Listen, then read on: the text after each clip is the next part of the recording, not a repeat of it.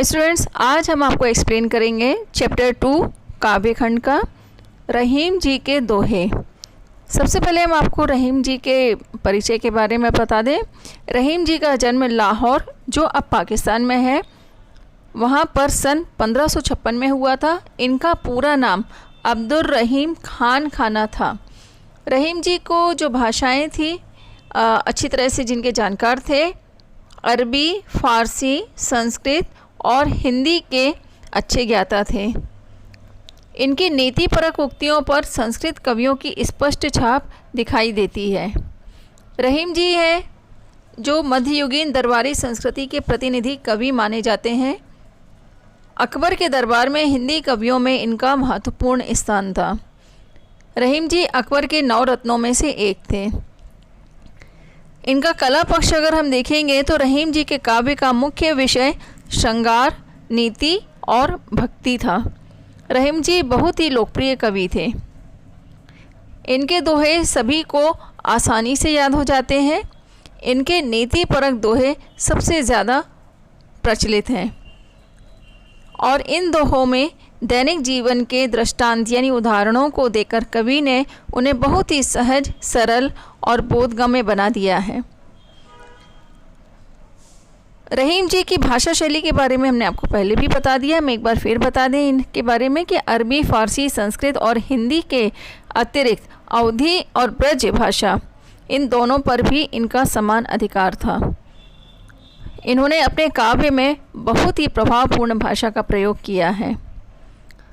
रहीम जी की रचनाएं हैं रहीम सतसई, श्रृंगार सतसई, मदनाष्टक, रास पंचाध्यायी, रहीम रत्नावली, बरवय, भाषिक भेद वर्णन। ये सभी इनकी रचनाएं रहीम ग्रंथावली में समाहित हैं। इनका भाव पक्ष अगर हम देखते हैं तो जो आज हम नीति के दोहे इनके पढ़ेंगे, ये बहुत ही नीतिपरक है। ये दोहे जहाँ एक और हम सभी पाठकों को दूसरों के साथ कैसा व्यवहार करना चाहिए इसकी शिक्षा देते हैं, वही मनुष्य को क्या करना चाहिए और क्या नहीं करना चाहिए इसकी भी नसीहत अच्छी तरह से देते हैं। इन्हें एक बार पढ़ लेने के बाद भूल पाना संभव नहीं होता है और जैसे ही जीवन में कुछ इस तरह की परिस्थितियाँ आती हैं तो उनकी परिस्थितियों के अकॉर्डिंग वो दोहे हमें सामने नज़र आने लगते हैं। कई बार हम इनका उदाहरण भी जीवन में ले लेते हैं और इन सभी दोहों का चित्रण बहुत ही खूबसूरती से इन्होंने प्रस्तुत किया है। स्टूडेंट्स, अब हम समझेंगे दोहे। पहला दोहा है रहीमन धागा प्रेम का मत तोड़ो चटकाए, टूटे से फिर ना मिले, मिले गांठ परी जाए। प्रस्तुत दोहे में रहीम जी कहते हैं कि मनुष्य को आपस में जो प्रेम बना हुआ है, जो रिश्तों में जो प्रेम बना हुआ है, उस प्रेम के रिश्ते को कभी तोड़ना नहीं चाहिए। एक बार यदि ये प्रेम का रिश्ता टूट जाए तो फिर दोबारा रिश्तों में प्रेम आना संभव नहीं हो पाता है। यदि किसी कारण से बहुत प्रयास के पश्चात यदि वो रिश्तों को दोबारा फिर से बना भी लिया जाए तो मन में एक बार जो गांठ पड़ जाती है, यानी एक बार जो मन में बात बुरी लग जाती है, उसके पश्चात दोबारा रिश्ता बनने पर वह गांठ मन से जाती नहीं है। जिस प्रकार धागे को यदि एक बार तोड़ दिया जाए और उसके बाद फिर उसको जोड़ने का प्रयास किया जाए तो उसको जोड़ने के लिए जो गांठ लगाएंगे तो वो स्पष्ट दिखाई देती है।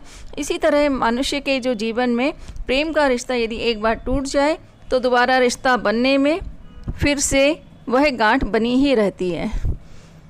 दूसरा दोहा है रहीमन निज मन की बिथा, मन ही राखो गोय, सुनी अटी लई हैं लोग सब, बाँटी न लई हैं कोई।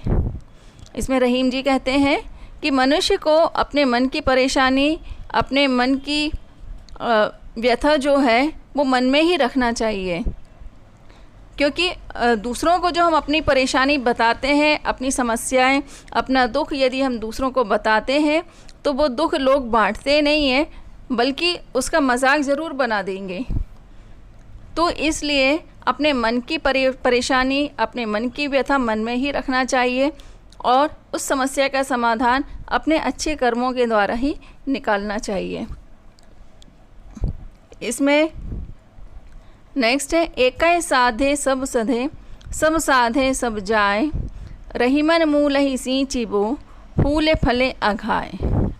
रहीम जी कहते हैं कि मनुष्य को एक बार में एक ही तरह के काम करना चाहिए और एक ही कार्य पर फोकस करके उस पर ही अपना संपूर्ण प्रयास लगाना चाहिए। अपनी पूरी मेहनत किसी एक कार्य को करने में ही लगाना चाहिए। यदि बहुत सारे कार्यों को एक साथ हम करेंगे तो हमारा मन जो है भटक जाएगा और हमारी मेहनत जो है व्यर्थ हो जाएगी और सफलता नहीं मिल पाएगी। किसी भी कार्य की सफलता के लिए एक चित्त होकर, एक मगन होकर के मेहनत सिर्फ एक कार्य पर ही पहले करना चाहिए। जिस प्रकार किसी भी पेड़ को फला फूला बनाने के लिए हम उसकी जड़ में पानी सींचते हैं और जड़ में पानी डालने से ही पूरा वृक्ष जो है अच्छी तरह से फल और फूल जाता है। नेक्स्ट है, चित्रकूट में रमी रहे, रहीमन अवध नरेश, जा पर विपदा पड़त है, सो आवत यह देश। रहीम जी कहते हैं अयोध्या के नरेश यानी अयोध्या के जो राजा हैं वो चित्रकूट में आकर रहे हैं। जब उन्हें 14 वर्ष का वनवास हुआ था भगवान श्री राम, सीता और लक्ष्मण को, तब उन्होंने अपना अधिक समय चित्रकूट में ही व्यतीत किया था। तो मनुष्य जो है उस पर भी जब किसी तरह की विपत्ति आती है तो वह अपने मन में शांति पाने के लिए, शांति पाने के उद्देश्य से चित्रकूट आते हैं।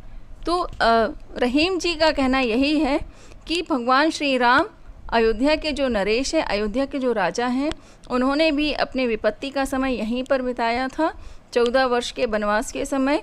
इसी प्रकार मनुष्य भी जब उस पर विपदा आती है, कोई समस्या आती है, तो वह भी चित्रकूट अवश्य आता है। इसके बाद के दोहे हम आपको नेक्स्ट वीडियो में शेयर करेंगे।